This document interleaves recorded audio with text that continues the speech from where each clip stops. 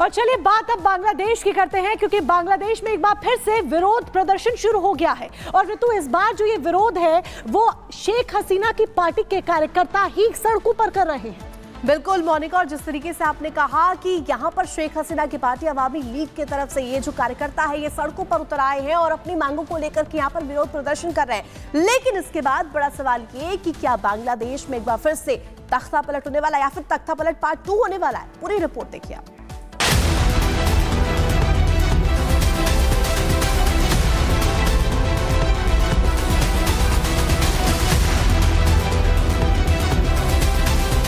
बांग्लादेश में फिर शेख हसीना सरकार।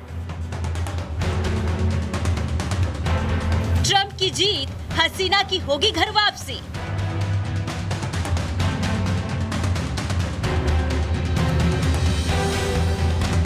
बांग्लादेश में तख्ता पलट पार्ट 2 की आहट।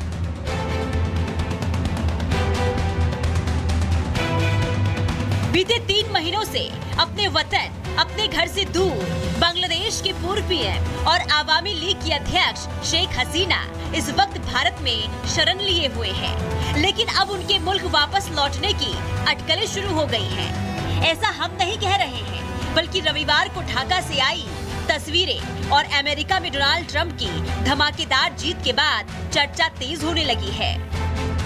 बांग्लादेश की राजधानी ढाका में 5 अगस्त के बाद पहली बार रविवार को हालात बदलते नजर आए। बीते 3 महीनों में ढाका में जो नहीं हुआ वो अब हो रहा है। आवामी लीग के कार्यकर्ता तख्ता पलट के बाद से हताश थे, निराश थे, उन पर हमले हो रहे थे, लेकिन कुछ कर पाने में असमर्थ थे। लेकिन अब शेख हसीना की पार्टी आवामी लीग ने मोर्चा खोल दिया है। अंतरिम सरकार के खिलाफ हल्ला बोल दिया है, जिसकी बानगी ढाका में रविवार को देखने को मिली।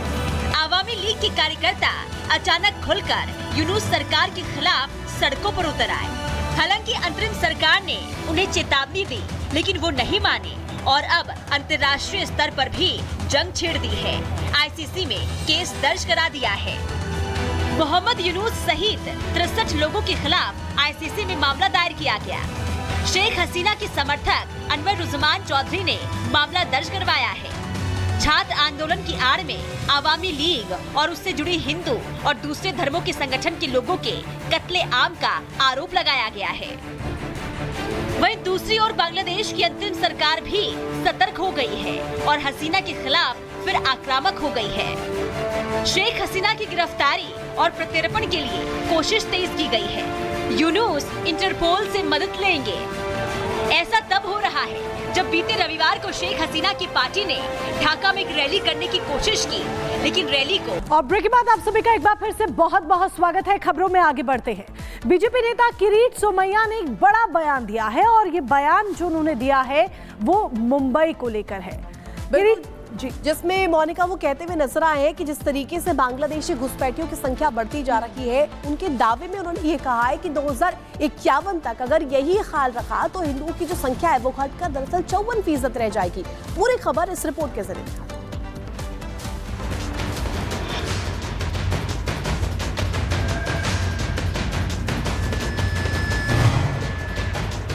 महाराष्ट्र विधानसभा चुनाव में वोट जिहाद का मुद्दा जमकर गूंज रहा है।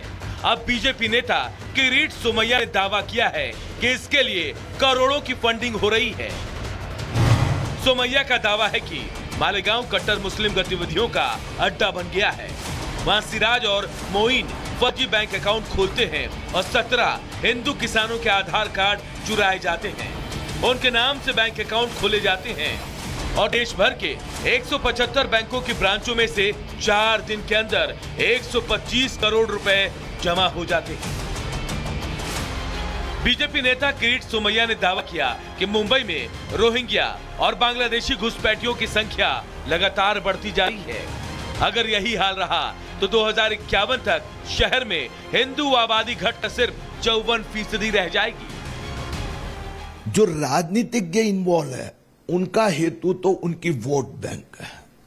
फिर वोट बैंक के लिए ये इन लोगों को आसरा देके इनका समर्थन करते हैं और यह सब करने के लिए जो पैसा जो है वो पैसा मिडिल ईस्ट से आता है, ऐसा सरकारी इन्वेस्टिगेटिव एजेंसीज का भी संशोधन है। तो 2051 में तो मुंबई में आधे रह जाएंगे हिंदू, तो ये तो बहुत चिंता की बात है। सोमैया का ये दावा Tata institute of social sciences की एक रिपोर्ट पर आधारित है। चुनाव से ठीक पहले बीजेपी इन आंकड़ों से चुनावी फायदा लेना चाहती है, जबकि विपक्ष बीजेपी के इन दावों को नकार रहा है। फिलहाल वार पलटवार का दौर जारी है। चुनाव के बाद ही पता चल पाएगा कि किसके दावों पर जनता ने मुहर लगाई। Bureau report, Republic Bharat. तो किरीट सोमैया ने जिस तरीके से बयान दिया है और 2051 की बात की है, उसके बाद मुंबई की डेमोग्राफी किस तरह से बदलेगी, आइए उसको जरा यहाँ पर हम समझने की कोशिश करते हैं। 1961 की बात करें तो 1961 में जो जनसंख्या थी वो यहाँ पर देखिए। हिंदुओं की बात करें तो 88% हिंदू, लेकिन ये 1961 की जनसंख्या हम आपको बता रहे हैं। और मुस्लिमों की बात करें तो 8% मुसलमान यहाँ पर। अब 2051 का जिक्र वो कर रहे हैं किरीट सोमैया, तो अगर 2051 का जिक्र करें तो क्या होगा उस हिसाब से भी आप डेमोग्राफी यहां पर समझिए। 54% हिंदू रह जाएंगे, जिसका जिक्र बीजेपी के नेता किरीट सोमैया करते नजर आ रहे हैं। और मुस्लिम आबादी की अगर आप बात करें तो मुस्लिम आबादी यहां पर 30% आपको नजर आएगी। और घुसपैठियों की बात यहां पर करते हुए किरीट सोमैया नजर आ रहे हैं कि घुसपैठ हो रही है मुंबई में। भारत के साथ साथ बांग्लादेश की करीब 4000 किलोमीटर की सीमा है, यह भी यहां पर हमें समझना होगा कि किस तरीके से कैसे पहुंचते हैं मुंबई बांग्लादेशी घुसपैठिया। भारत बांग्लादेश बॉर्डर के बड़े इलाके में फेंसिंग नहीं है, यानी कि जो बॉर्डर्स होते हैं फेंसिंग लगी होती है वो वहां पर मौजूद नहीं है। बिना फेंसिंग वाले इलाके से घुसते हैं बांग्लादेशी, फेंसिंग ना होने की वजह से सीधे एंटर हो जाते हैं। अवैध प्रवासियों में 40% के परिवार पहले से मुंबई में मौजूद हैं। बांग्लादेशी महिलाओं में 50% इलीगल ट्रैफिकिंग से आई हैं। बांग्लादेशी महिलाओं की भी बात यहां पर हमने की। बांग्लादेशी महिलाओं में से कई कमर्शियल सेक्स वर्कर भी हैं मुंबई में। इसके अलावा अवैध बांग्लादेशी का राशन कार्ड बनवाती हैं कुछ पार्टियां ऐसी हैं जिनको लेकर अक्सर इस तरह की बातें सामने आती रही हैं। राशन कार्ड से सहारे आधार कार्ड और वोटर आईडी कार्ड भी बन जाता है, यानी कि एक के बाद एक डॉक्यूमेंट्स रेडी होते जाते हैं। वोट की कीमत वसूलते हैं, सरकारी सुविधाओं का फायदा देते हैं। अक्सर इस तरह की जो बातें हैं, इस तरह की जो चीजें हैं वो देखी गई हैं। और वोट की